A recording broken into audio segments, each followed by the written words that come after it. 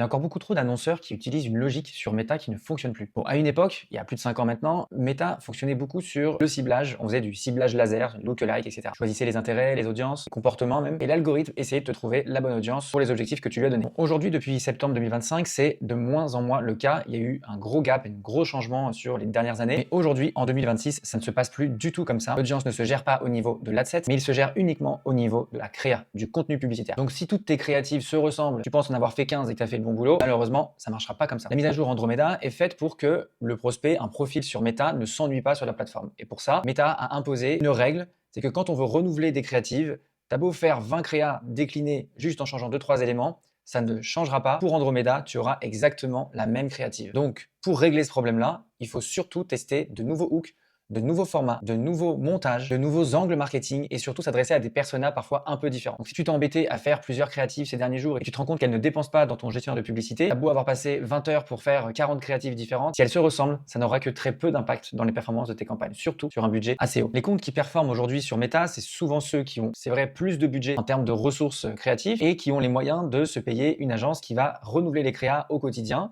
Évidemment, ça concerne vraiment les comptes qui dépensent plus de 5, 10 000 euros par mois. Dès qu'on est à 1500, 2000, 3000 euros de budget par mois, c'est moins utile d'avoir une stratégie créative mensuelle. C'est d'autant plus moins utile de renouveler des créas de manière très différenciante. Et je vais casser aussi un mythe. Il y a beaucoup de gens qui se disent la vidéo, ça marche beaucoup mieux que les statiques. Clairement, j'ai vu des comptes qui marchaient beaucoup mieux en statique qu'en vidéo et l'inverse est valable aussi. Donc, si on veut augmenter nos chances de réussite, il faut toujours faire un panel de formats différents, statique, carousel, vidéo UGC, vidéo témoignage, vidéo on fait un loom et on montre un petit peu la démo d'un SaaS par exemple. Donc ça peut être tout et n'importe quoi et la diversité c'est vraiment votre cheval de bataille. Donc petit conseil sur Meta, il faut se concentrer sur le plus de créas possible différentes. C'est ça qui fait la petite différence avec d'autres comptes qui renouvellent plein de créas mais qui s'occupent pas de savoir si les formats sont différents. Donc chez Colite sur 5 ans, c'est exactement ce qu'on essaye de faire, c'est de se mettre vraiment à jour sur les avancées des algorithmes. Alors on accompagne des clients qui ont des budgets variés entre 2000 et parfois 50 000 euros de budget média par mois et la stratégie est toujours sur mesure en fonction justement de ce type de budget et des objectifs. Donc si tu veux qu'on regarde un petit peu ton compte Meta et qu'on regarde si les créas sont suffisamment différenciants et qu'elles fit avec la mise à jour Andromeda de 2025, clique sur le lien dans ma bio.